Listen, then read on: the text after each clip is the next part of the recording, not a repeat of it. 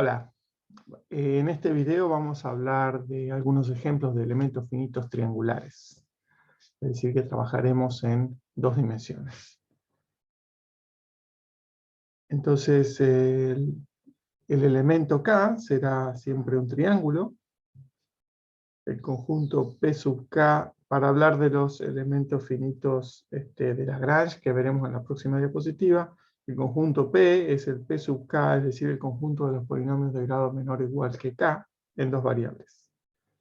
Cuando transformamos esa notación de multiíndices en una notación un poquito más concreta, en dos dimensiones, los polinomios de grado K pueden escribirse como una suma para índices I y J entre 0 y K, es decir, vamos a escribir mayor o igual que C.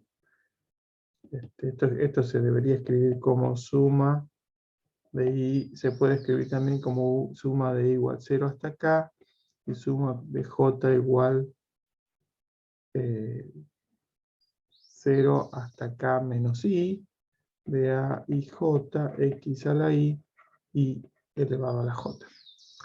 Entonces, si lo organizamos un poquito, empezamos por el término de orden 0 a sub 0, 0. Después tomamos los índices cuya suma de índices I y J da menor igual a 1. Entonces me da A1, 0 por X más A0, 1 por Y. Y hasta acá tenemos lo que serían las funciones lineales, o para K igual a 1, que da una dimensión de 3. Cuando sumamos las potencias que dan 2, tenemos A2, 0 por X cuadrado, más A1, 1 por XY, más A0, 2 por Y al cuadrado.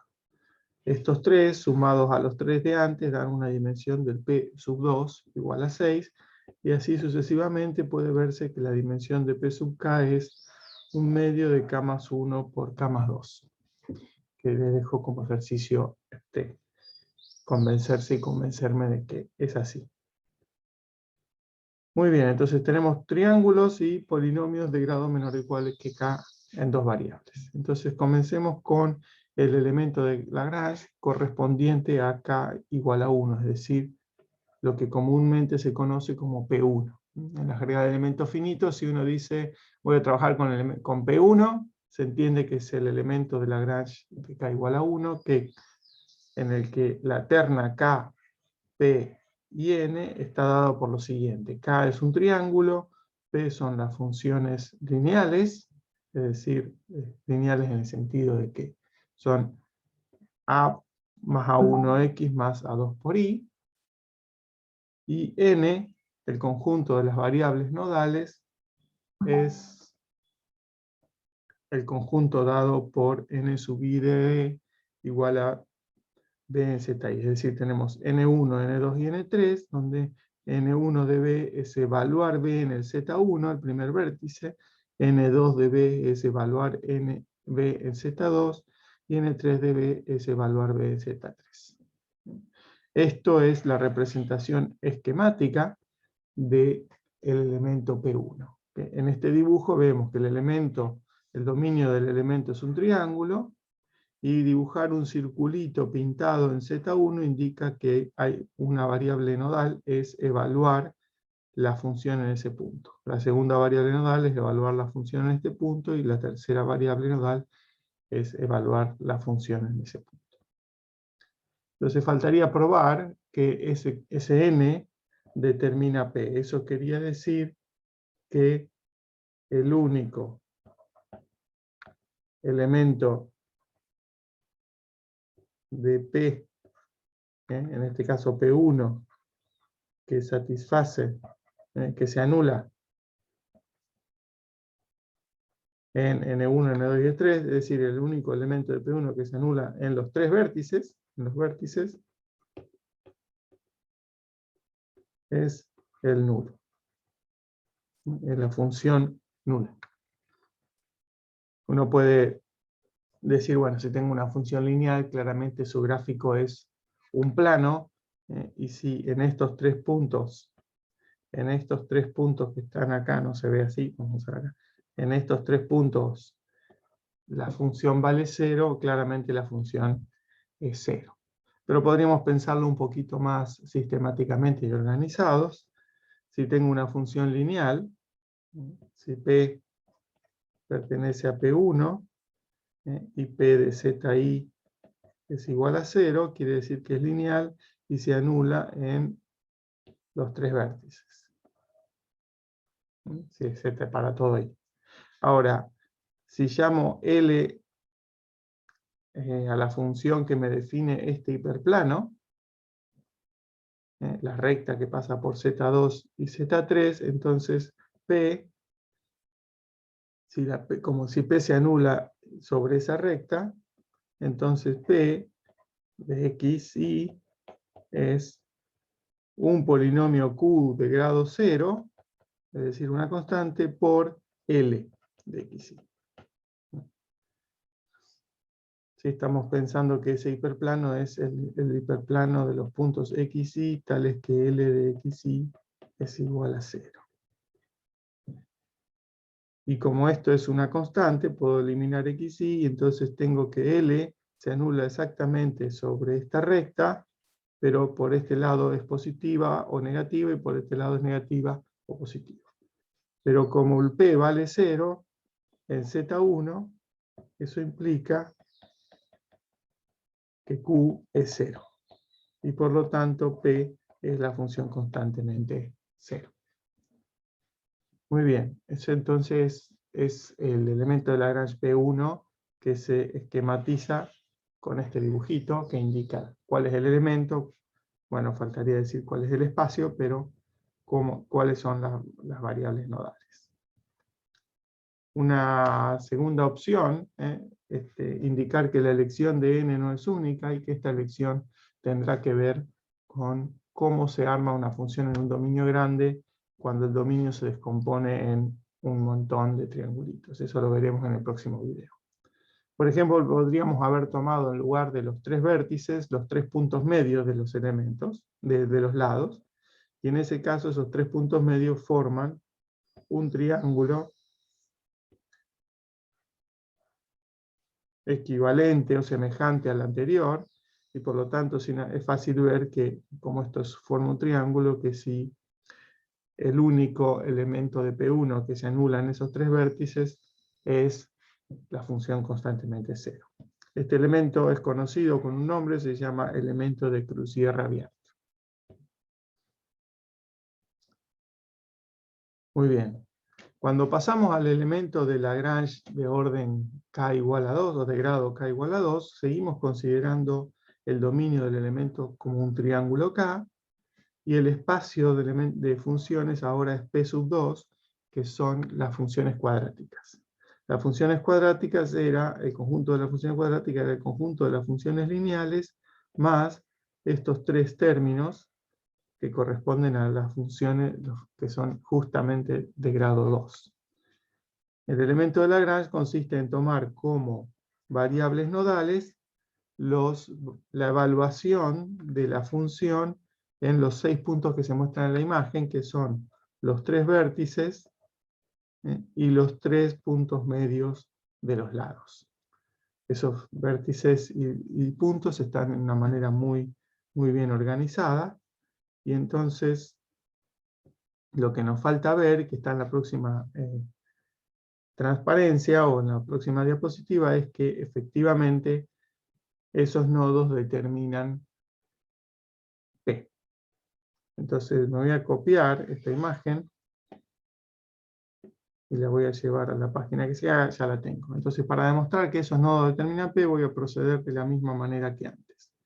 Voy a considerar elijo un lado como L igual a 0. Es decir, que hay una L, que es una transformación afín, tal que L igual a 0 representa esa línea. Por lo tanto, si yo tengo un P ahora, que está en P2, y P se anula en esos 6 vértices, resulta que P se anula, como es un polinomio de grado 2, al restringirlo a esta recta, también es un polinomio de grado 2 en esa recta, pero un polinomio de grado 2 que se anula en 3 puntos es el polinomio nulo. Por lo tanto, P es idénticamente 0 sobre la recta L. sobre la recta L igual a 0. Al ser 0 sobre esa recta, por ese lema que vimos en el video anterior, resulta que existe Q, un polinomio ahora de grado 1, tal que P es Q por L.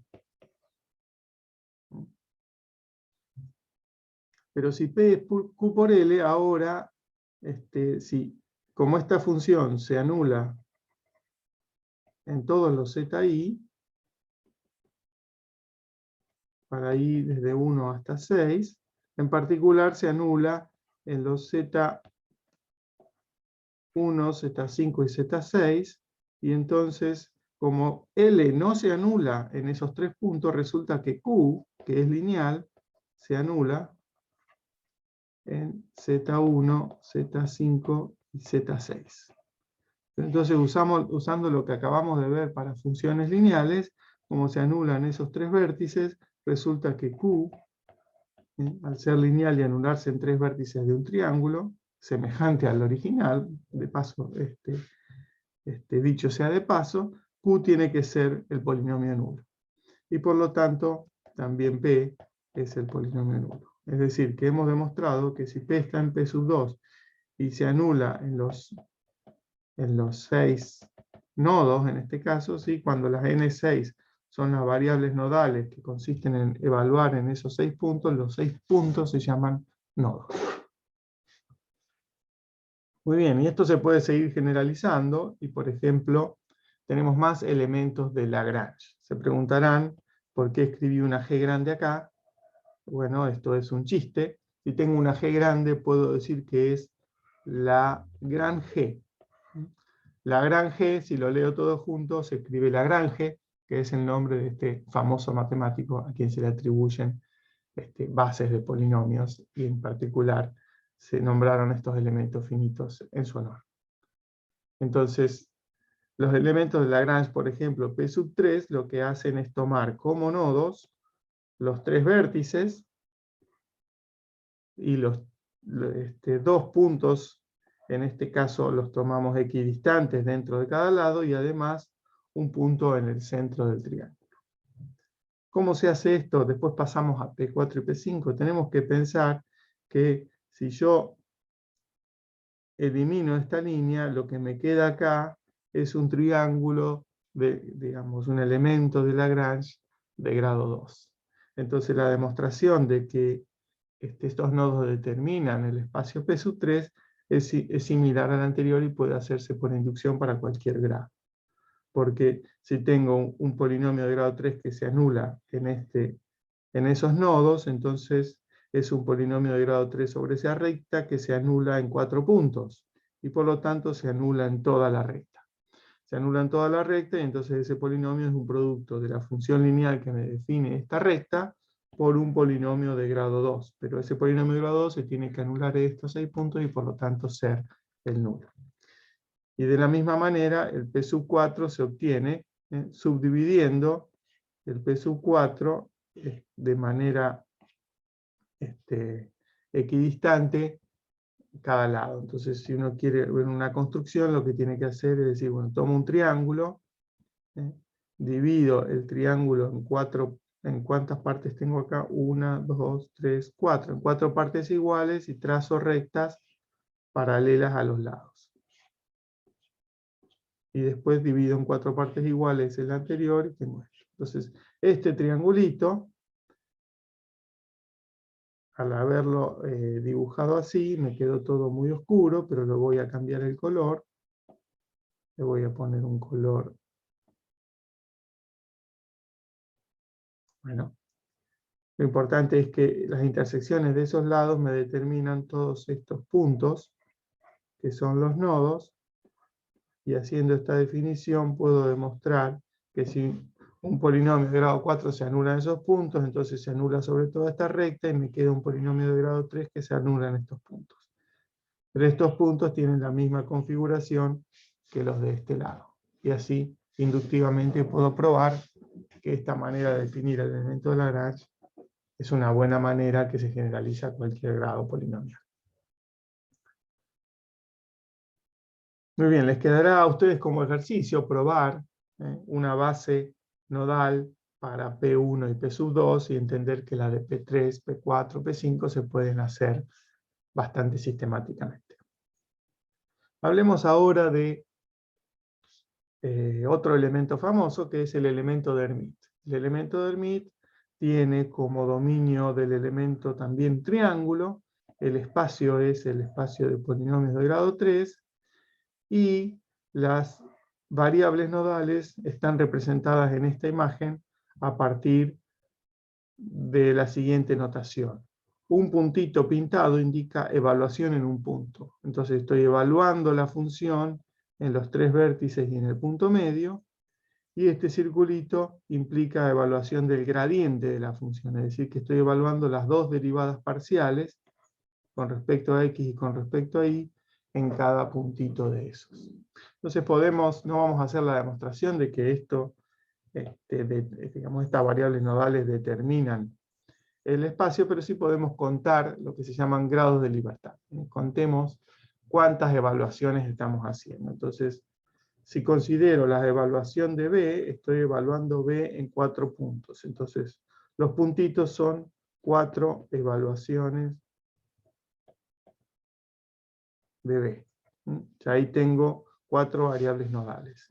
Y ahora ustedes dirán, bueno, pero después tengo 3 evaluaciones de gradiente, y 4 más 3 me da 7 y no me da 10. Bien, pero evaluar el gradiente implica evaluar 2 derivadas parciales. Entonces estoy haciendo 2 evaluaciones de derivadas parciales acá, 2 acá y 2 acá, y eso me da 6. Entonces los circulitos son 6 evaluaciones de derivada parcial. 3 con respecto a x y 3 con respecto a y. Y estos son 10 evaluaciones. Faltaría ver que si tengo un polinomio de grado 3, tal que estas 10 evaluaciones me da 0, es necesariamente el polinomio. Este elemento de Hermite tiene que ver con el polinomio interpolante de Hermite, que en una dimensión son polinomios cúbicos que coinciden con el valor de una función en los extremos. Si tengo una función y quiero interpolarla con lo que se llama el polinomio de Hermite, busco el polinomio de grado 3 que coincide con la función en los extremos y también con sus derivadas. Entonces tengo una función de grado 3 que coincide con el valor y con la derivada. Y lo bueno de eso es que si yo pegoteo funciones de un elemento al que sigue, logro obtener una función que es globalmente C1, y eso lo habrán visto probablemente en algún curso de splines o de interpolación local en una dimensión. Otro elemento, bueno, una observación antes de pasar a un elemento más, es que el elemento cúbico de Hermite, uno podría, el que vimos en la diapositiva anterior, podría representarlo de esta manera, donde las flechitas indican en qué direcciones estoy derivando. Por lo tanto, conocer el valor en el punto y el valor del gradiente indica conocer el valor en el punto y las derivadas parciales respecto de x y respecto de y. Pero también podría interpretarse o trabajarse de esta otra manera. En lugar de conocer las derivadas parciales respecto de x y respecto de y, podría suponer que conozco o que tomo como variable nodal la evaluación de las derivadas direccionales, en 2 direcciones. Y un ejercicio de cálculo vectorial es que si yo conozco 2 derivadas direccionales, en R2 conozco 2 derivadas direccionales en 2 direcciones linealmente independientes, entonces puedo calcular el gradiente y viceversa. Si tengo el gradiente, puedo calcular derivadas direccionales.